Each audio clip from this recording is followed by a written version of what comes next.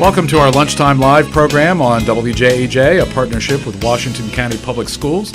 We're here the third Thursday each month at this time, and we welcome special guests each month, and special they are this month, first-time appearances for Katie Lingg, Kim Peer, and Kevin Tressler, digital integration specialists with Washington County Public Schools. Welcome to all of you. Thank you. Thanks for taking the time. Yes. Thanks for getting over the unbelievable fear of live radio. You all look like you're breathing regularly here, at least so far. So let's get at it. What is a digital integration specialist? What's on that job description? So the key thing that we do is help take the resources we have digitally with the iPad, the MacBook applications, and help the teachers to integrate that into the classroom with a curriculum so that our students can have transformative learning experiences and learning opportunities that before were probably either unavailable or inconceivable, because now they have the opportunity to do that. They can transform their classroom from a one-moment opportunity to an expanded outside of the classroom, across the nation, across the world opportunity to learn and experience things like never before. There are three of you, and there's many of them. How does this work on the day-to-day? Well, we typically work with teachers, and we train teachers, especially the lead teachers, to go out and work with the rest of their staff. So there's probably no way that Katie, Kevin, and I could actually reach every teacher in the county on our own. So we rely a lot on special trainings with the lead teachers to then take what they have learned and disperse their knowledge with their staff. How is it that you guys get up to speed before you even go out among them? I mean, what is that process like? Well, we try to stay up to date mostly by social media and being out in the schools and seeing what students and teachers are doing, having lots of conversation with teachers and what they are using digitally in their classrooms to for effective instructional practices. So we try our best to stay on the top of our game, but a lot of conversations and research. And we each kind of focus on a different specialized area, so to say. So there are three of us, but we don't all do the exact same thing. So I'll speak for myself and let Kim and Katie address theirs. So my role mostly is to help the integration with the choice of applications. We've developed as a county what we call the 9 digital capacities, where essentially we've looked at research that has been done moving forward with Future Ready and several other resources to look at what are the skills our students need now and what will they need moving forward into a world that we may not even be sure what that looks like yet, so that we can prepare the students and we can work with the staff members. So that's really where I find most of my time, and what I do a lot of is to help prepare that and also enhance with professional development and learning with the applications we have, those that we know work really well. And that allows me to also speak with Katie and Kim in their specialized areas so that we can develop together and help provide those cutting-edge resources. All right, Katie, your specialized area, to use Kevin's term. So I focus mainly on formative assessment and personalized learning. So our goal is for teachers to be able to look at each individual student as an individual and recognize that they all have a different learning style and a different learning need. So we use what's called a formative assessment, which is a quick look at the class around what they're learning about, and are able to say 5 students have it, 6 students don't, a few are in the middle, and we're able to quickly take that data to make changes in our instruction so that it meets each of those students' individual learning goals. All right, Kim? This year I am working primarily with blended learning opportunities for our students. We're looking at finding new and innovative ways to meet their needs to earn credits for graduation. So I'm primarily in the secondary world this year. We work a lot with a product called Apex, where students are taking blended learning courses where at least 20% of their time they're meeting with their teacher to learn, but the other 80% of their time they're taking a course online. So we're working to provide these opportunities. In the future, we're looking forward to providing some different opportunities where students are going to be taking synchronous classes. So we may have a student at South High that wants to take Japanese, and Japanese is only offered over at Boonesboro. So we would be able to set up on their iPad a program that allows them to actually sit in on the class that's going on live at Boonesboro and still be a student in that class. Wait, go back and explain the term blended again, just for the listener who may Okay. not have heard that term before. Blended learning is where you do part of your class online and part of it face-to-face. So according to MSDE, Maryland State Department of Education, a student in a blended class must have at least 20% of their learning with a teacher in a face-to-face or some type of environment where they're meeting directly with that teacher. So it's direct instruction. My guess is that we have a fair number of listeners who are hearing those percentages and deciding that's really not how it was when they went to school. 20% seems like, barely a classroom education for some folks. I mean, that's an entire culture change. It is. Not only for the teachers, for the community, for the students. Right, and just because our students are just so different than even when I was back in school, they learn differently than we do. They don't necessarily always need as much face-to-face instruction. They are a very a modal type of student that likes hands-on learning on their own, moving at their own pace, interactive things that are going on our computer, and that's what our classes allow them to do. They get into an interactive environment where they are learning online instead of just from a teacher, and they're moving at their own pace. So some students, can work quickly through a class, or other students, it might take them a semester or a whole year to finish a class. Do we just, I say this to be flip, and you guys can now correct me, do you guys just launch into these types of things? What goes into formulating the approach, whether it's piloting something at a school, at a particular grade level?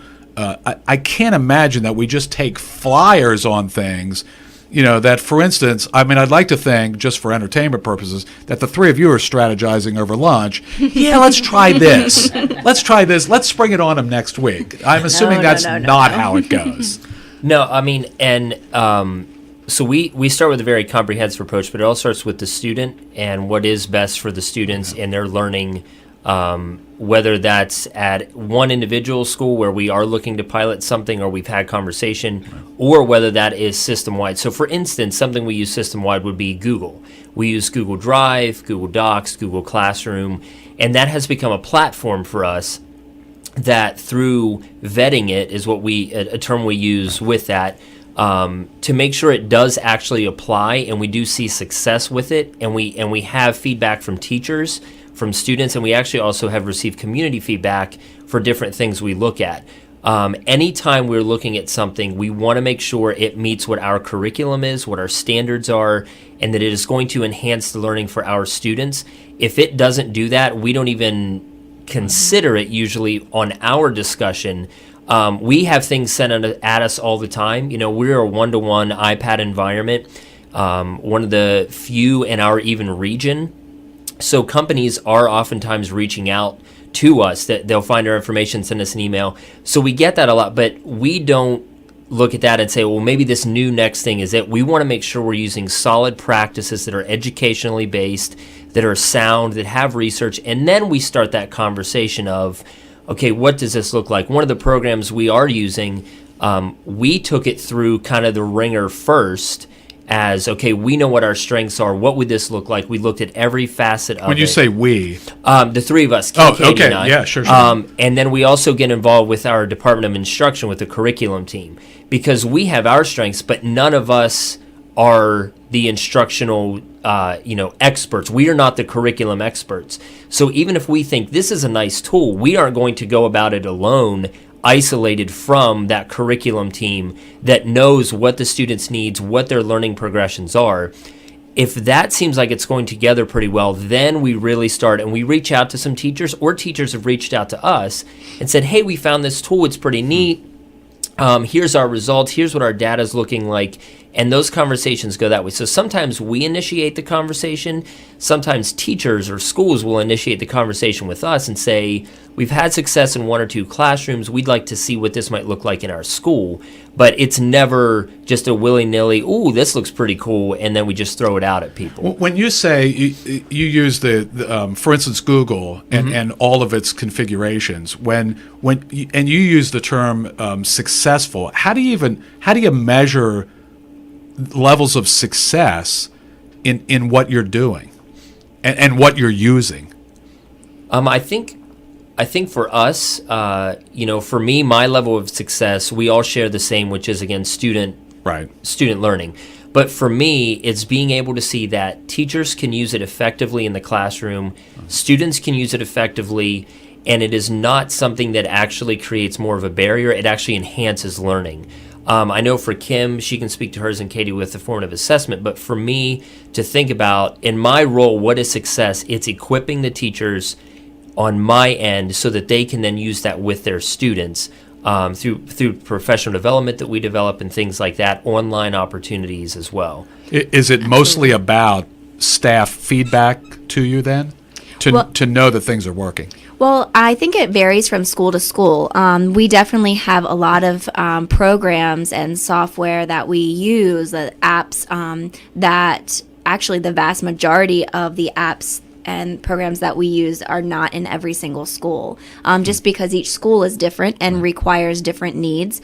We have very few programs that we use completely across the county that we have purchased. So we really do communicate with the teachers and the administrators to see what are their needs instructionally first, because that is our first priority, is to think about what instruction is and what are the best practices. So for instance, if a teacher really wants to enhance collaboration between students and teachers, so students being able to work together, we look at what exactly does that teacher want to use collaboration for, and then we say, okay, well, this app or this website would be the best tool or one of the best tools to help you in collaboration. So at that point, we then go into the classrooms with the teachers and help them use it and utilize it with the students. Sometimes we co-teach with them, which means that both the classroom teacher and one of the three of us are in there helping them actually teach and use the technology. That seems to be challenging. I had the term moving parts ready to go, just in you talking about the various directions that each of you can go. But now you're saying that there's virtually no two schools the same. Not that that's not. I mean, that it has to apply to some degree, but that takes away my sense of consistency across the entire county, and sounds like it would be unmanageable. So many different things going on in different sectors of the county in different schools. You're now going to set me straight on that, I assume. Well, we do have, like I said, we do have things that are what we consider our standard. So something like Google is something that is across the county. Right. But we also, within the use of what I had mentioned earlier with the 9 digital capacities, we do have applications that we kind of, to use the term, recommend or encourage staff to use that we know function well. We know that the three of us know them and teachers know them. But we want to leave choice. That's one of the beauties of actually having the technology is choice. That's something that, as a classroom teacher, I'm an English teacher. So whenever I would have to teach Shakespeare to high school students, I loved it. Well, some of the students didn't love it because I gave them a textbook and they're looking at words and they're like, I don't want to spend the time. But if I could look at them and say, well, here's a video option, here's an audio option, here's so the same idea applies when we're looking at some of the applications. So it has boundaries, but there's freedom within it, so that it's not where we have people use a term kind of going rogue and they're just randomizing, but it's actually, we want to provide choice, because as a classroom teacher, empowering the teacher to empower the students with that choice provides freedom, but it's within in a set of, okay, we know there's going to be maybe different things happening, but we know what it is. And the non-digital capacities help with that, because things like collaboration, if you want to use Google to collaborate, that's great. But if you want to use some other program you have or application that we know works, we're not going to limit you and just say, well, you have to use these 3 things. And I think that opens up learning and learning opportunities. And for us, it's not necessarily even managing those. It's knowing that we are equipping them with the best that we can, and we trust the teachers as professionals to make that choice for their students, because that's what it's about. Do you ever compare and contrast schools, for instance, where XYZ high school is just nailing it using a particular set of tools, and then you go to ABC high school, who may be a little bit behind the 8 ball in some fashion? Hey, you guys ought to use what XYZ is using. Does it ever come to that? I don't think it does. I don't think we necessarily force like an application on a teacher. Okay. Our job is to suggest and to provide the training that they need to make them successful should they decide that they want to try that application. But I think you'd end up hitting a wall of resistance if you said, this is it, this is your only choice, you have nothing else that you can use. So, teachers being professionals and students being the diverse learners that they are, the teachers have got to be professional enough to choose what works best for their students. As fluid as the world of technology is, how easy is it to either get behind or, you have to constantly be paying attention, both to the hardware side of it, the software side of it. I mean, it seems amazing to me that you even have the ability to give things a chance to sort of live, breathe, and last for a while, because they're going to be outdated in a day or 6 months or whatever it is. Is there something to that from the side that you guys are operating from? Well, I think it's that's one of the beautiful things about our job, is that we get to continually learn and explore and find new things. I think that now applications stick around and they're continually changing, but they're subtle changes, so we are able to easily update things that we're doing. So going back to we focus on best instructional practices, so that if an app or a program becomes outdated, it's not that our teachers have to learn in a totally new instructional practice. Instead, they may just have to use a new tool, learn a new tool that helps them to teach whatever they are teaching. And I think that's also another strength as a county we have, is that we are a standardized platform. So when we're talking about students using iPads, we have some locations that for a specialized program or something they're doing, they may have access to other things like a PC or a Mac or an iMac. But that standardization also allows us to make sure we know what the best practices are with that device, and to look ahead as they promote those things. Our team does, like Katie said, get that opportunity to kind of look ahead. And out of the 3 of us, I'm the one who's streaming the Apple event while I'm, at home doing other things. Right. Because I'm also looking at it as, okay, well, I know we have this powerful tool. What things are coming out that we can leverage to help the learning environment? So that's also nice that we're not looking at multiple devices in multiple ways to try to figure out, oh, goodness, okay, well, this update's coming for that machine and this one.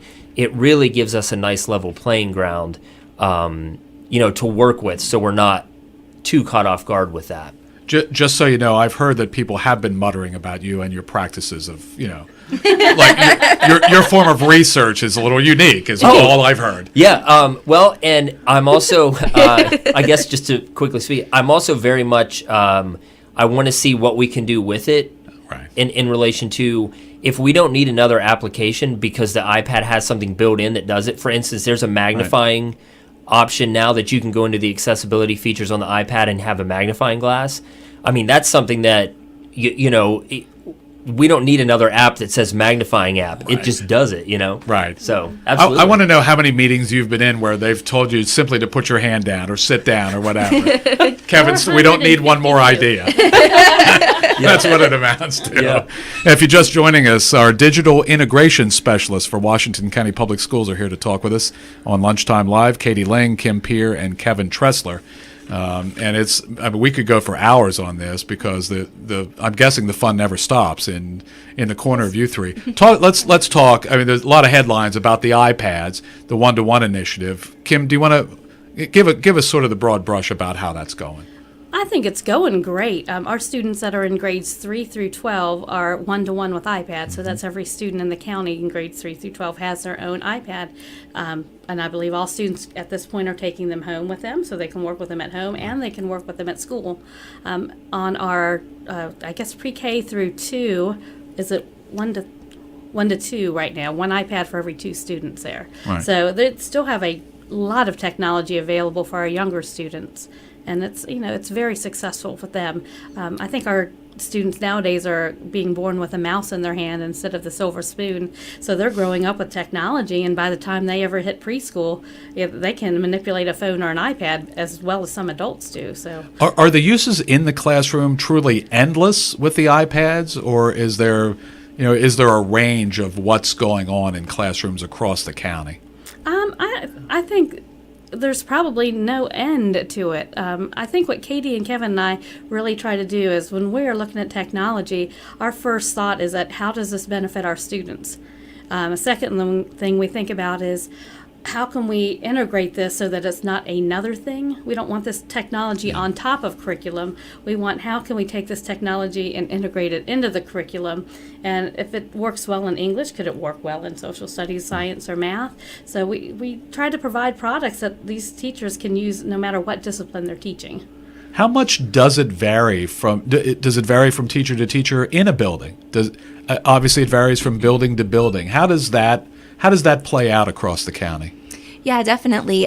We see some, students, especially in the primary grades, because we really do in the primary grades want to focus on basic developmental skills as far as reading and writing and actually having a book in their hand and learning those concepts of print. And so in the lower grades, they don't use the iPad or technology as much as what they would in the middle and high school grades or even upper elementary. But it definitely varies from classroom to classroom. Some teachers, I think it comes back to the comfortability. I'm sorry, I can't use that word very well. Comfort level, there we go, of the teacher. Some teachers, it's just natural and that they can't imagine teaching without it. And then there are other teachers who are a little bit more hesitant with using it. But I have not met a teacher in our county that has said, no, I'm not using this. They are always open and willing and to learn something and try something new. So that's fantastic for our kids. Do you feel like you guys have a comfort level with the teaching staff, with the lead teachers, with the teaching staff? Do they come to you easily about good things, bad things, challenges, successes that maybe you can use countywide? Do they go to the principals with any of the above? How does that work with the staff? Yeah, I think most, and that's also a great thing about our team is each one of us have worked at kind of the 3 different levels. So we have elementary, middle, and high, and so teachers kind of recognize which zone we fit in, and they tend to maybe go to that. So middle school teachers might tend to email me quicker than they would Katie or Kim. That's just familiarity. But they do. I mean, they share with us, or if they do share with their admin or a lead teacher or a supervisor, we all try to work together to make sure that if it is a challenge or if there is something that's coming up, we can work together. We work like I said, with a curriculum team, because maybe it's something that if we sit down together or we email back and forth, we say, hey, this is popping up. Is there something we can do to really support that? It really is a team effort. I mean, each one of us brings our piece to the table, but I do believe that our teachers feel that comfortability with us, with their lead teachers and admin, to help them be successful. Like Katie said, we have some teachers that might be a little more reluctant, but that's also the beauty of a school. When something takes fire in a school, and a teacher's excited and students are excited, that excitement builds without anyone having to really do anything. It's very organic. And then teachers like, oh my goodness, I can do this. And then that excitement builds so naturally, I think they go with what's going on in the building. But if they do hit a block in the road, they're very quick to reach out, and we do the best we can to make sure we respond. How about feedback from the parents, the students, the community? Is there input that you guys can use in moving ahead in any way? Of course, we're always willing and open to hear what the community has to say. Two out of the three of us live in Washington County and have, students within the school system. So I know myself personally, I get a lot of feedback from the parents of where my students go to school or my children go to school. But we work a lot closer with the teachers and the students than actually we don't get parent phone calls or anything like that. But yeah, when we're out in the community and, in the school systems, we definitely try to listen to the needs and the wants and the requests. So, yeah, I would agree with that, Katie. I think that so often that the relationship mostly is between the parent and the teacher and the school. Sure. So a lot of times any concerns or ideas they have will go through the school first, and then they trickle up to us. But, I think Katie and Kevin would both agree that we work for the teachers and the students. That's our job. What can we do to make their life a little bit better and a little bit easier? So if there is a concern that does start at the organic school or parent level, and to get passed up to us, and we'll do whatever we can.